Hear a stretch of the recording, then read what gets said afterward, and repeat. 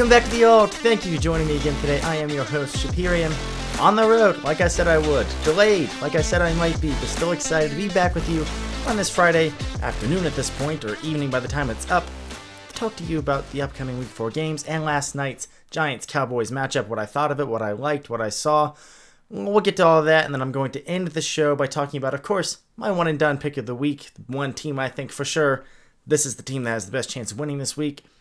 The team that I think is an underdog, that I think is going to win outright. I don't know what I'm going to call that anymore. It's not the underdog lock. I haven't got a single one of those right all season.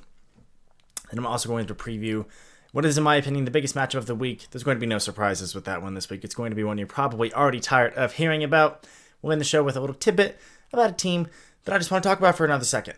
All of that coming up in this episode, but if you have not already done so, please consider checking and seeing if you're subscribing. And if you're not, please consider doing so. I would greatly appreciate it. And I would appreciate you helping out a small creator talk about the sport and the league that he loves and getting the opportunity to do so. You can also follow me on most social medias at the Alt NFL. Without any further ado, let's get right into the game last night. That was a snooze fest. It was so boring, especially the second half. It was like, oh my God. Can the Giants do anything besides kick field goals? I guess the answer is no, they can't do that. And then can the Cowboys finally stop the run? Yeah, they can, because the Giants couldn't run all over them all night.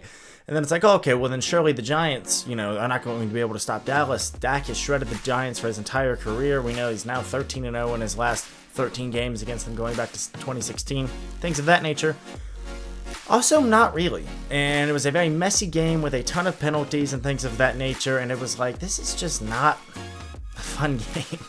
And just a brief little sidebar here. I talked already about how I know Amazon and the league is pushing. Both of them are pushing for these Thursday night games to be better, to be bigger, to get more important matchups. That's why you got Dallas going on the road in a short week turnaround for the first time ever. It's never happened before. That's why that's happening. And still the Thursday night games stink. Something about them, they're just never great. They're never high scoring. What was that stat? I want to remember it. For years, when the Thursday night games started becoming a staple and they were a weekly thing. If you know the stat at home and you're listening, please type it below or tell me at the NFL on Twitter or something. I can't remember it, and I should have researched it before starting this episode. There was a stat where it was quarterbacks throw for 300 yards. It's 1 out of every 5 games we get a 300-yard passer. And then teams score over 30 less often than that. And that team has never scored over 40 on a Thursday night game. And those were stats for years, okay? And I think all of those have been broken. Well, specifically the 40-point stat I think has been broken. But it is man, these short weeks, they result in really bad games. Football is a difficult sport. It is a hard-to-play sport. It is a brutal sport where you deal with a lot of injuries. And you need that R&R, the rest and relaxation, rest and recovery, if you want to put it that way, between games. And we just don't see that a lot on Thursday night games. So Thursday night games aren't great. Last night wasn't great. What did I like? Well, here's what I liked. Dallas just saved the season. This team in particular, with the way they're covered, 1-3, have fun with the media firestorm that would have erupted from that. It would have been terrible.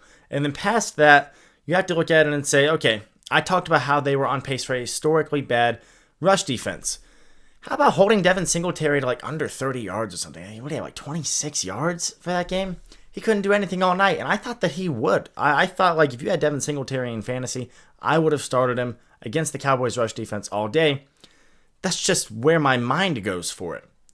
And so I look at it now, and I'm like, okay, I guess whatever problems they had are fixable. Doesn't mean that they won't still give up a ton of rushing yards against a particular, team that's going to run the ball a lot. They're going to face, I think, they have Pittsburgh next. Am I right on that? Do they have Pittsburgh next? If so, have fun. They're going to run the ball all over you, but it doesn't mean that that's going to be to a high success rate. The Giants tried to establish the run, especially in the first half, failed to do so. And then in particular, when they started finding success, it was because they were getting big chunk passing yards plays. I remember there was this one drive, and it ended in a field goal. Shocker. That's all New York did all night was kick field goals. But it was 8-yard pass, 12-yard pass, 16-yard pass, 10-yard pass, 9-yard pass. And it was whoa, they can't stop him in the intermediate passing game. And that's where Daniel Jones has done really well. Wasn't able to get it done last night when they got to the red zone. I mean, literally one more touchdown and a 2-point conversion. and they win that game, or tie that game. It would have been 20-20 if they could have gotten a touchdown instead of a field goal on just one of those 5 drives that they kicked field goals. So, brutal game for the Giants. Your season is probably over at this point, unless you have a magical turnaround. 1-3. It's not good. It's not a good spot to be in. Doesn't mean it's impossible. Just means it's not a good spot to be in. For Dallas, though, now you're 2-2. Now you get the mini bye. Now you get to rest up. You hope that the injury to Micah Parsons isn't major. You hope that the injury to DeMarcus Lawrence, which just broke on Friday afternoon, isn't too major and that you don't miss too much time from either of them. For the Giants, Malik Neighbors being out, probably missing at least a game from that concussion, although not necessarily because it is a mini bye and it is his first documented concussion, I think, if I'm not mistaken. I could be wrong on that, but I believe that is the case. We could see a short turnaround for him, but without Malik Neighbors, like I said on Thursday's show, they don't have much of an offense at all. Dallas, you did what you had to do. You didn't lose to the Giants. You face them again later on in the season. Do you have any reason to believe you're not going to win that one as well? So you can probably pencil that one in as a W as well. It's a great way to avoid the media firestorm from starting 1-3 when you're a team that's expected to, for being honest, based off of recent years, win 12 games and in the very least compete in the NFC East. So, Dallas, big ups, congrats. You did the thing you had to do. New York, sorry for you, but I'm not super surprised. Moving on now, I have a 2-for-1 special for this one. I talked about how every week I do the biggest matchup of the week, the underdog pick of the week. I'm not calling it the lock anymore. The lock, it's not a lock. They lose every time. It's the underdog pick, the team I think that's an underdog that will win outright, not just cover. And then, of course, my survivor pick that I'm not calling the one-and-done pick. Let's get into it. We got the 2-for-1. I'm going to cover 2 things at once here because the biggest matchup of the week is to no surprise. If you're paying attention to this week 4 slate, it's the Sunday night game, which is a pretty good sign of what the biggest game of the week is going to be. Buffalo traveling to Baltimore to take on Lamar Jackson and the Baltimore Ravens. Look, if you're asking me going into week 1, neither team has played yet, this is going to be a massive game. If you're asking me now going into week 4, this is going to be a massive game, but for none of the reasons I would have thought. I would have thought, if you would have told me one of these teams is going to have their backs against the wall. With all due respect, even looking at the early parts of their schedule, I would have said, oh, it's Buffalo. Buffalo's going to have their back against the wall. They're trying to figure it out with Josh Allen being the entire offense. It's not working out for one reason or another. That's what I would have expected. It's not the case. Baltimore's backs are still against the wall despite pulling off the win in AT&T Stadium against the Cowboys last week, and they have to find a way to win consecutive big-time matchups. They cannot go 1-3. It's, again, not a death sentence. You can do it. Like I said, the Steelers won the AFC North starting 1-3 early on into the division's existence. I think the literal first year that the division existed, the Steelers did do so. It can be done. The Steelers haven't been losing. I guess that's really the only thing. I've been throwing out the Browns in those cases because, the Ravens and the Bengals didn't have any wins. Still don't if you're the Bengals, but, at least the Browns had a win. Well, now it's just looking like, well, you gotta catch up to the Steelers at some point. The Browns aren't as much of a factor as I would have guessed they would have been less than a month into the season. But for Baltimore, this is still a must-win. Make no mistake about it. Must win. For Josh Allen, you look like the MVP. Patting myself on the back so far for saying I think that he's going to get them into the playoffs, and to do so he's going to have to be the MVP. It's working out so far. He has not thrown an interception. I think he has turned the ball over. He has fumbled the ball. As someone did nicely point out to me, I saw an incorrect stat saying, I think it was Andrew Filipponi, who is a great person to listen to and very reputable, was like, Fields and Allen are the only 2 quarterbacks without turnovers so far going into last week's games. No, Allen has a turnover. He had a fumble recovered by Arizona in week 1, so does have a turnover, does not have an interception. When he does not have a turnover of any kind at all, an interception or a fumble, I believe I heard today they've never lost in his entire career. Do you know how insane that is? Hey, you're so talented and so good and so able to move the ball and get this offense rolling that just don't turn the ball over at all, and we're going to win. That's a crazy stat. Baltimore did force a major takeaway last week, a major turnover last week against Dallas in the red zone when they made CeeDee Lamb fumble. But Josh Allen in particular has not been putting the ball in harm's way. That's going to be a major key for this one. And you talk about the major keys. Once again, last night, those major keys for the Thursday night game that I always preview, and I'm like, look at this, this, and this until it was going to win the game. Came true again. He stopped Devin Singletary. They didn't put a ton of pressure on Daniel Jones, but the defense was able to keep them from scoring when they got into the red zone, things of that nature, and the keys ended up being impactful to the game. This one just comes down to Josh Allen. Take care of the ball, please. Because spoiler alert, moving into the 2-for-1 aspect of the biggest matchup of the week, and the next part, the Bills are my underdog pick of the week. I think the Bills are going to win this one. I've had the Ravens all week. I think if I go check my pick'em pools, I have the Ravens, and look, I haven't got an underdog pick right all season. I have not done well historically when I go back into my pick'em pools and switch up results. Think like, oh, I had this team 2 days ago, but now I've got this team. If I had the Ravens, I'm doing it. I look at the teams that are underdogs for this week, and I'm like, there's not a ton that I love. Like, there's a few interesting ones, like Seattle. Monday night's going to be an interesting one. Jared Goff hasn't looked as great as we've wanted him to if you're pulling for the Lions. But look, I spent the early part of this week talking about how the Buffalo Bills have, for all intents and purposes, looked like the best team in football through the first month.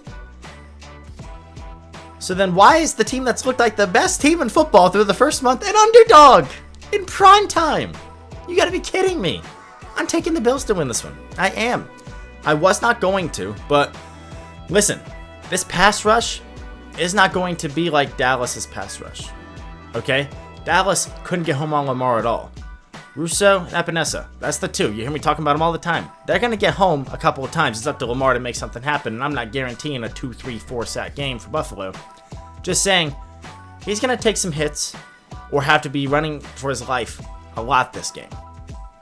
That's going to be major. Von Miller has looked decent when they've been giving him playing time this season as well. He's been a nice rotation piece for him. He's making a lot of money for a rotational piece, but nevertheless, getting the job done when it matters. That being said, I don't see Buffalo slowing down at all. I hate to pick against Baltimore in this one because they did lose the other game I picked against them, and I picked Kansas City to beat them, and Kansas City did beat them, but this one they're at home. And road underdogs don't win a lot in the NFL. It probably makes sense. If you're looking at teams that win the most often, that would be home favorites, right? And the opposite of that is the case for the teams that lose the most often. Road underdogs. They lose the most by far in the NFL. But it's only a 2.5-point favorite. And if you don't know betting, if you don't know Vegas and the way it works, I've gotten really interested in the numbers side of it since it's become a widespread infection to the country, honestly. 2.5-point road underdog means, or 2.5-point home favorite, same thing, essentially implies that if this was on a neutral field, it would be either a coin flip game, we don't know who to pick, or slightly favored for the team that's on the road in this one. Because the home field advantage in the NFL, right, if you're the home team, that has historically led to a 3-point favorite or favor in your, a 3-point line in your favor. Meaning, if you're a home team in the NFL and you're favored by 3 or less points, they are essentially saying, we don't actually think you're the better team. We just think you're going to win because you're at home, and home teams win a lot more often than the road teams do in the NFL. I think that's interesting because I don't think Josh Allen going on the road on the East Coast, it's Sunday night. They rolled over Jacksonville this week. Does it look like, or does it seem like that's going to phase him, that you're not going to get the best game from this Buffalo Bills offense just because, it's on the road? No. The Buffalo to Baltimore flight isn't that long of one. They're pretty close to each other, ultimately speaking. Josh Allen has done very well on the road in his career, and he's done very well when he plays the other big quarterbacks in his career, right? Despite the fact that he can't beat Mahomes in the playoffs because no one can. I like the Bills to be the underdog this week that wins. Speaking of underdogs that don't win, and that one's going to be massive, by the way. I can't overstate how important that game is going to be. Baltimore, you can't go 1-3. You're my Super Bowl pick now, darn it. Wake up. Although I'm secretly rooting against you for obvious reasons. Now, that said, let's talk about the one and done pick of the week. And it's one that I feel less and less good about as time goes on. But I'm still going to roll with it. I'm going to go chalk here. The biggest favorite of the week is San Francisco facing New England. They're 10.5-point favorites. That's the biggest favorite any team has been all season. And, I talked about how, I leaned into it a little bit, and I was like, do I go tongue-in-cheek and pick Carolina to beat Cincinnati this week as the underdog pick of the week? And part of me was like, man, I should, because the underdog picks have been wrong all season long. I should have picked Carolina, and Cincy's going to win. If you don't pay attention to the show, Treads, who we have on every week, and myself are going to that game. We're bringing our wives. It's going to be fun. And that's why I'm on the road, is because I'm at the halfway point, basically, between where I live in Cincy and Charlotte. So that's why I'm on the road now, and we're going to that one. And I'm like, man, I really want Cincy to finally get on the board. And I'll actually talk a little bit more about that one in just a minute. But just like I went kind of chalk for the underdog pick of the week, there are smaller underdogs than Buffalo, 2.5 against Baltimore. But I'm like, you look at that underdog list, and it's like, Buffalo's the best team on this list of underdogs, so I'm picking them. That's chalk. Chalked it up, okay? You look at the favorites, 10.5-point favorites for a Kyle Shanahan team. And they look stressed. Their backs are against the wall at 1-2 as well. And this is a team that's going to be there in January. I don't know how deep into January, given how unhealthy they've been this season. And I hope that doesn't follow them all season. But that matters. And it will continue to matter. But, like, okay. Who are they facing? New England. Oh, okay. And look, I've already been screwed by picking against New England for my one-and-done pick so far this season. I picked against them week 1. Bengals lost. Haha, hilarious. Kill me. Great. It's not happening again. New England might only win 1 or 2 more games for the rest of the season. In all honesty, they've had like the 3rd worst offense in the NFL at 13 points a game. It's not going to cut it. Even with the injuries, even with no Kittle, no Debo, no CMC, they still put up a good amount of points against Los Angeles and should have won that game. And we're not even having a debate at this point about, can they get it done against New England? Are they going to be okay? And to be honest with you, I don't know if San Francisco is going to be okay in the long term, but in the short term, I have 0 doubts of them winning this game this week. I mean, it's like 90-10 in my mind, right? Again, I like to throw out those high percentages. I'm sure Vegas has a different percentage they're applying to a 10.5-point favorite, but to me, it's like 90-10. I feel very, very certain. And I did end up going with them as I think I did anyways. I think I went with them as the team that I'm putting the most points on them this week in my pick'em league. I feel really good about this one. San Francisco, you're the no-brainer pick this week. You're who I'm rolling with. So, to recap, the biggest matchup of the week, the most important one, the one that in a month or 2 from now we're going to be looking back and be like, dang, remember that one? That is having major dividends the way the season is going now. It's Baltimore-Buffalo. Duh. No surprises with this one. There's no Browns-Jags like there was a few weeks ago, and that one is starting to prove to be important, by the way. Just saying. But that's also where you find the underdog pick of the week as well, because I do love the Bills in that one. And then the one-and-done pick, give me San Francisco all day. So, those are the teams I'm rolling with. I like them. I like them a lot this week, and I'm super excited to see how both of those games turn out, particularly Baltimore-Buffalo. That almost wraps up the show, but I've got one more thing I want to say. And that is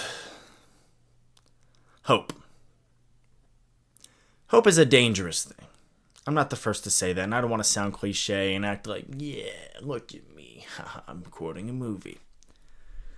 Seriously. Hope is a dangerous thing. And I've not felt a lot of it in regards to the Cincinnati Bengals much this season. In fact, all off-season long, I've got a good friend at work who's very knowledgeable about football, a big Bengals fan. And I got a thing established with him where I was talking all off-season about 3-1, 3-1, 3-1, 3-1, 3-1. Avoid the slow starts. You need to win 3 your first 4 games against New England, Washington, and Carolina. If you lose one of those 3, you need to beat Kansas City. They've done none of it. And now I'm sitting here wondering, are they going to win it all? I'm not literally wondering if they're going to go 0-17. But are they going to be able to beat Carolina? Dude, when I bought the tickets for this game, you talk about a 90-10 game, I'm like, there's always that chance that Carolina comes out there and finds a way to win this one, but I feel great about the Bengals' chances of winning this game. And they're still a relatively big favorite, despite the fact that they have a big ol' 0 in the win column right now. One that, if it continues for one more week, will be even more of coffin nails, right? I talked about how, 0-2 is not a death sentence, 0-3 is. That's a common thing. I'm not the first person to say that. I said 0-3 is coffin nails. The nails are in the coffin. 0-3. Well, there's been teams in the past, albeit not often, to kick that coffin door open despite the fact that the nails are in it. That's what Cincinnati needs to do this weekend. And you're like, what's changed in the past couple of days? You just said you considered taking Carolina as your underdog pick. And that's because I do feel terrible about that Bengals defense. And I don't know that a lot of it is fixable. I'm more so banking on the fact that they're really unhealthy right now. A ton of injuries, none of which are supposed to be devastating except the Trent Brown one who's out for the season. And even then, big ups to him. Hope he's okay. He's expected to make a full recovery, which is great news. But from a more logistical perspective, his backup, his replacement, is the rookie they took with the 18th pick this season. He's expected to be pretty good, and he was pretty dang good last week against Washington. The offense wasn't the problem. I'm kind of sick of this whole Daniels outplayed Joe Burrow narrative, which is getting thrown around. Not a lot, by the way. Not a lot of people are bashing Joe Burrow, but Chris Canty, you know who you are, who's doing so. You idiots. The difference in that game was 5 points. They lost by 5 points. What were those 5 points? Well, Joe Burrow should have scored more. Duh. Jane Daniels scored more for them. See? They should have just done that. They scored the exact same amount of times. The quarterbacks did the exact same amount of scoring for their teams as the other one did. Huh? He got 38 points. Joe Burrow only got 33. What do you mean? How can you be saying that? 5-point difference in the game. Evan McPherson missed a field goal that, if you look on the Washington side of things, their kicker ended up making. Cincinnati missed a 2-point conversion. He hit T. Higgins. T. Higgins was open. T. Higgins would have caught that ball. The whole world, including the Monday night announcers, said, oh, Washington got away with pass interference on the 2-point conversion. There's your 5 points. There's the reason that game wasn't tied going into the end of the fourth quarter. Now, that said, the defense is still very concerning, but from all statistical measurements, I didn't realize this much. I didn't do much looking into this because I've just been so despondent about Cincinnati. Do you know they have like a top 5 offense by most offensive metrics right now? Most analytical measurements right now? Did you know they have a top 10 offensive line through 3 weeks for the first time in Joe Burrow's career? Do you know that teams with top 5 offenses and top 10 offensive lines don't do a ton of losing overall? That's how bad that defense has been. And look, Week 1 was inexcusable. Week 1 is still inexcusable. 10 points against New England. You're like, top 5 offense, they put up 10 against New England. That feels like ancient history at this point, okay? And that was a poor game plan and no real opportunities to break open there. The offense looks totally different and has since Week 2 against Kansas City. So I'm simply saying this. If you look at Dallas last night, the rush defense was said to be historically bad. Okay. What did they do? Oh, they gave up less than 40 freaking rushing yards. That's what they did. Okay. Cincinnati.